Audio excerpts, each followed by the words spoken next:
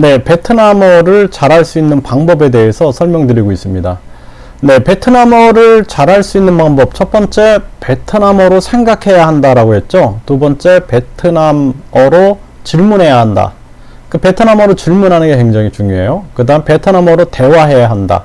그래서 베트남어를 공부한다 그러면은, 공부하고 있는 뭐 한국인 그 같은 동료 학생이 있으면은, 베트남어로 대화하세요. 베트남어로. 그러면은, 이게 베트남어로 뭐지? 라는 생각을 해야 되기 때문에 베트남어가 빨리 발전이 됩니다.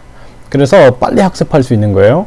네 번째는 뭐냐면 집중이 굉장히 중요해요. 집중. 우리가 공부할 때 집중 안 하고 공부하면 효과 없잖아요. 그래서 집중해서 말하고 듣고 읽고 쓰고 해야 합니다. 그게 집중한다라는 게 굉장히 중요해요. 그래서 학생들한테도 제가 항상 집중하세요. 항상 얘기하거든요.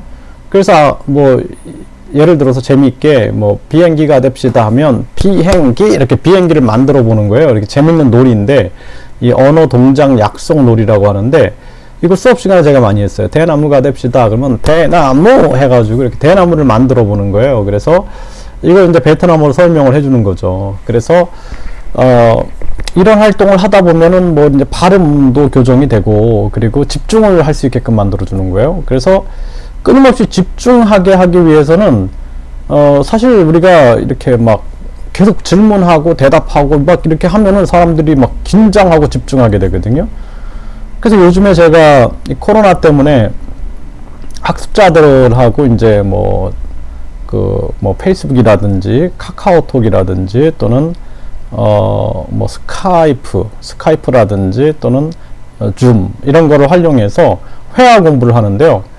이게 쉽지가 않아요. 25분 수업을 하는데 학생들이 긴장도가 굉장히 높아집니다. 긴장도가 높아지니까 되게 힘들어해요. 그래서 중요한 것은 집중해서 말하게 하고 집중해서 듣게 하고 집중해서 읽고 써야 됩니다. 그래야지 베트남어가 빨리 발전이 됩니다. 그래서 우리가 집중해서 말하기, 듣기, 읽기, 쓰기를 해야 한다. 이거 굉장히 중요한 부분이고요. 그 다음에는 뭐냐면 크게 말해야 돼요. 크게.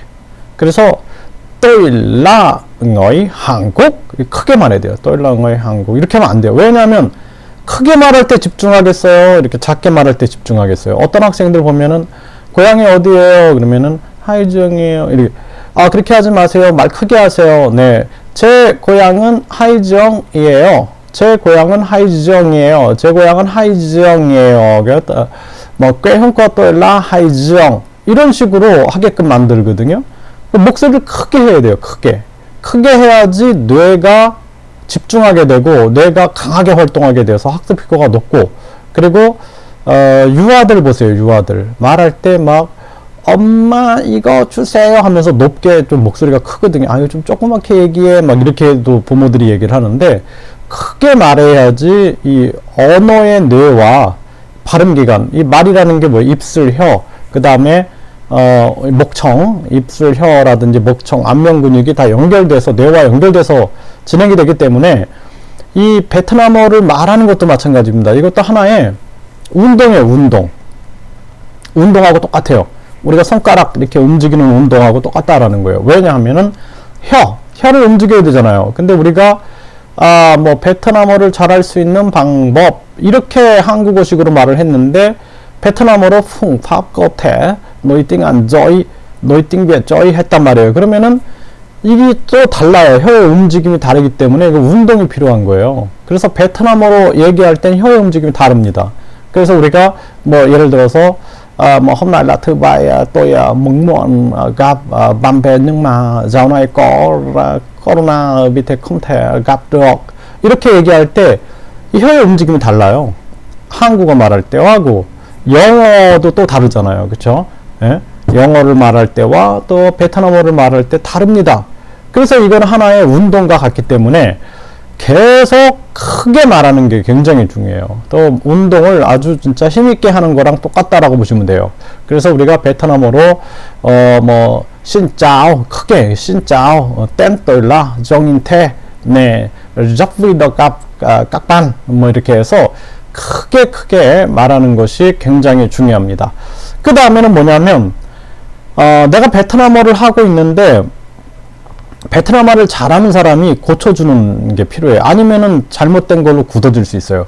그래서 아기들이 언어 발달될 때 보면은 제가 아동 그 언어 발달을 전공했다 그랬잖아요. 제가 대학원에서 논문도 이 아이들의 언어 발달이라는 주제로 논문을 썼는데 저는 언어 발달에 굉장히 관심이 많아서 특히 이제 뭐 장애 아동의 언어 재활이라든지 또는 아이들의 언어 발달 이쪽 분야에서 굉장히 많이 활동을 했습니다. 책도 많이 썼고요.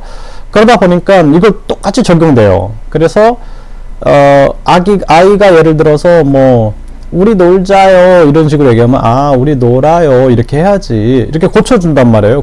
부모가 또 뭐 나는 우유가 좋아요. 나는 우유가 좋아해요. 이렇게 말하면 나는 우유를 좋아해요 라고 해야지 이렇게 고쳐준단 말이에요. 이것처럼 잘못된 언어 습관이 굳지 않게끔 누가 고쳐줘야 돼요. 제가 우리 베트남 학생들 가르치다 보면은 한국에 14년이 됐는데 누가 안 고쳐주는 거예요. 그러니까 왜 시장에 가요? 그러면은 사과 사세요 이렇게 얘기를 해요. 왜 사과 사세요 라고 얘기를 하지? 그러니까 자기가도 모르게 그냥 그렇게 인지가 돼버린 거예요. 그리고 누구도 안 고쳐주니까 굳어져 버린 겁니다. 그래서 제가 이제 문법 가르치면서 뭐뭐 하세요 이거는 하이 이런 베트남어로 이런 의미예요. 그래서 예를 들어서 사과를 사기 위해 시장에 가요. 이렇게 니쩌 네 무엇다 이런 식으로 고쳐주거든요. 그러니까 한 2달 정도 가르치니까 이제 제대로 문법을 사용해서 말할 수 있게끔 돼요.